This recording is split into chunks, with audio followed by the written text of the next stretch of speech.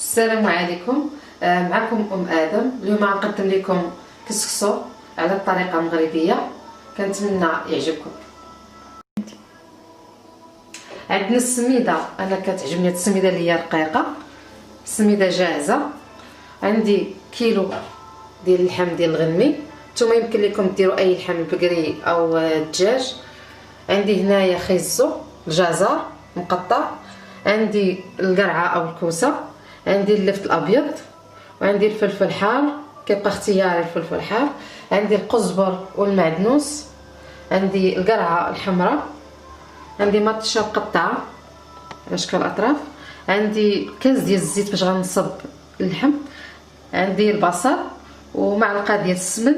يمكن لكم في بلاصه السمن ديروا الزيت البلديه. هنايا كاين عندنا معلقه ديال الملحه، معلقه ديال السكنجبير، معلقه ديال البزار، ومعلقه ديال ديال الكركم. دابا غادي اول حاجه غادي نديرو، غادي نشدو هاد السميده ديالنا، غادي نبسسوها بشويه ديال الزيت بهذا الشكل. كنبسوها مزيان، ندخلو فيها الزيت حتى تنسجم مزيان.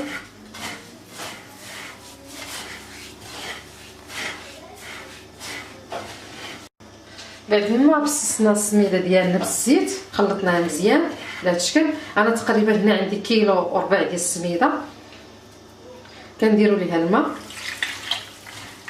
عندي كسكسو جاهز، كنديروا ليه الماء.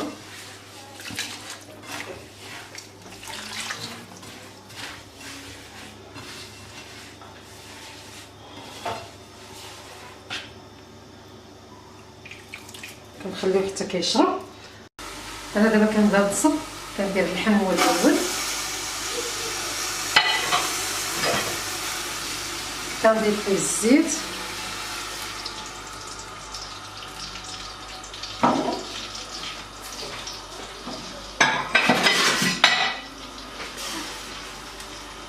كنقطع عليه البصل على هذا الشكل هذا.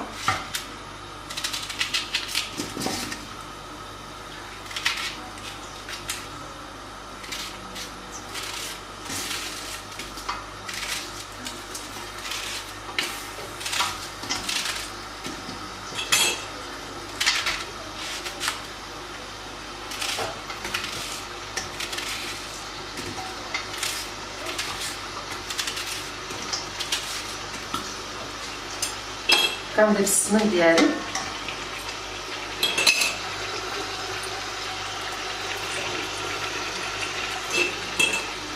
كندير الملحه مع الكركم،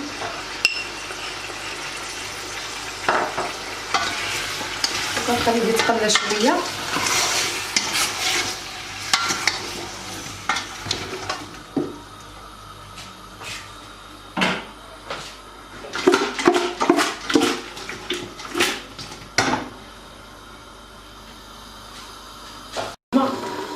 بعد ما كيتقلى لنا اللحم ديالنا، كنضيفو سكنجبير والبزار، وكنضيفو الطماطم ديالنا او مطيشه.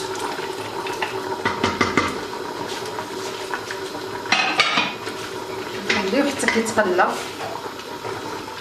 مزيان، ومن بعد غادي نضيفو الماء.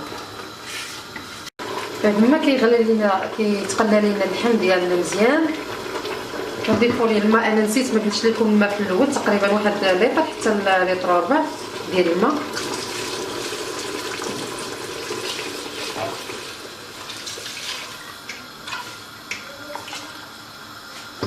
كنخليو اللحم ديالنا يطيب شويه حتى كيبقى مزيان، عاد كنضيفوا ليه الخضره من بعد.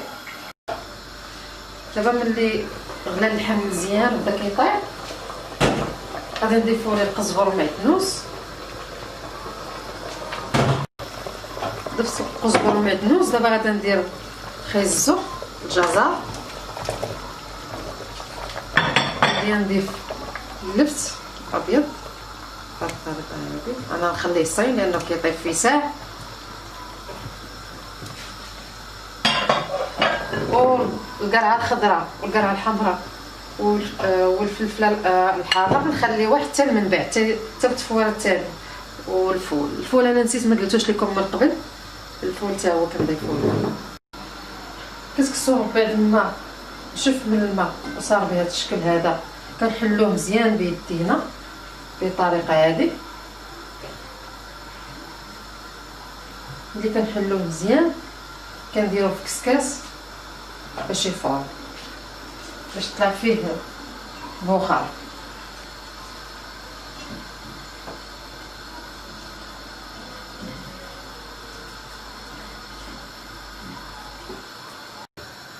دابا كندير الكسكاس فوق البرميل ديالنا وكنخليوه يفور على هاد الطريقه هذه. ملي كيطلع البخار او كتطلع فيه التفويره مزيان كيفور مزيان كنحيدوه وكنضيفو قرعه خضراء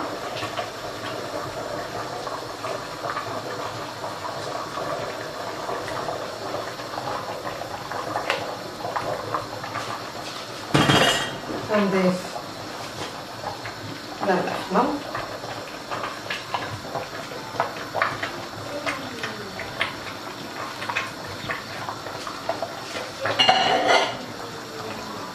كندير الفول والفلفله حاره.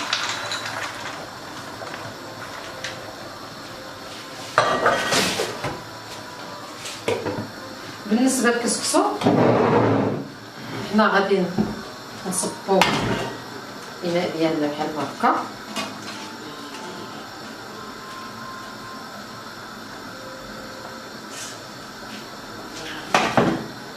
كنضيفو ليه شويه ديال الملحه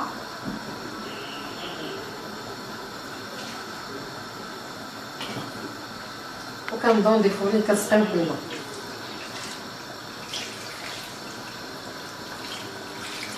بهذا الشكل هذا كنبداو نحلو فيه بشويه بشويه لانه سخون ونخليوه حتى يشرب الماء ويبرد مزيان. دابا الكسكسو ملي كنحلوه كيجي على هذا الشكل هذا كيجي محلول كنشدوه برد وحليناه مزيان. دابا غنشدوه غنديروه في الكسكاس ونديرو ليه فور تفويره اخرى.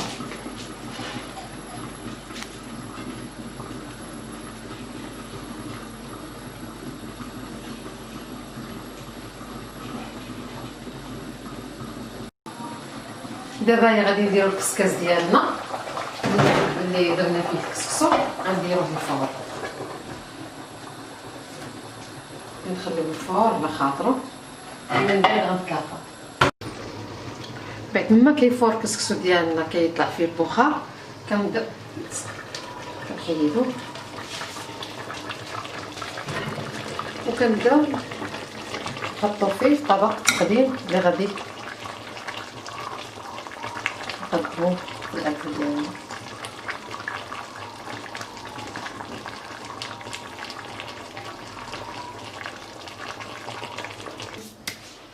بعد ما كنستفوا الكسكسو ديالنا بحال ما هكايا في طبق التقديم او في القصريه كنبداو كنسقيو كنذوقوا المرق ديالنا واش هو داك في الملح وكنبداو نسقيو في الكسكس ديالنا بهذه الطريقه هذه.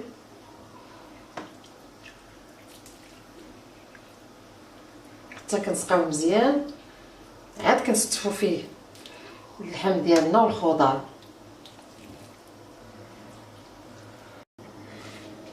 بعد ما سقيت الكسكس ديالي دابا غادي نبدا حطيت اللحم غادي نبدا نستف في الخضره.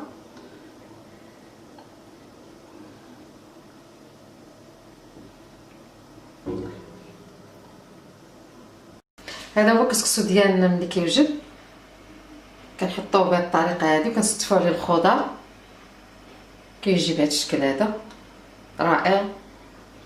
الى عجبتكم الوصفه ديال اليوم شاركوا في القناه ديالي وشجعوني باللايك باش نوصل لكم جديد الوصفات ان شاء الله. السلام عليكم.